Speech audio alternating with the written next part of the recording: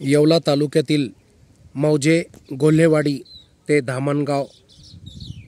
भैरवनाथ मंदिराकडील जाणारा रस्ता गेल्या 1 महिन्याच्या आतमध्येच पूर्णपणे फुटून गेल्याने या ठिकाणी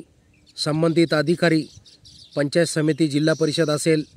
संबंधित सर्वस्वी जबाबदार अधिकारी याकडे कोणत्याही प्रकारे लक्ष केंद्रित करत नाही। गेल्या 1 महिन्याच्या आतमध्येच हा रस्ता पूर्ण फुटून गेल्याने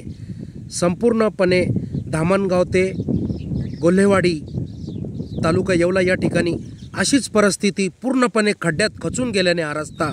या ठिकाणच्या रहिवाशांनी संपूर्णपणे नाराजी व्यक्त केलेली आहे। तरी लोकप्रतिनिधी आणि संबंधित अधिकारी यांनी त्या सदरील त्या ठेकेदारास तातडीने काळ्या यादीत टाकून त्याचा परवाना रद्द करावा अशी मागणी सर्व स्तरातील ग्रामस्थ व सर्व परिसरातील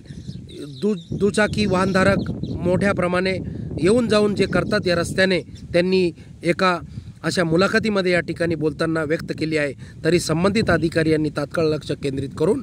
या रस्त्याची बिले थांबून सखोलपणे चौकशी करावी अशी मागणी करण्यात येत आहे।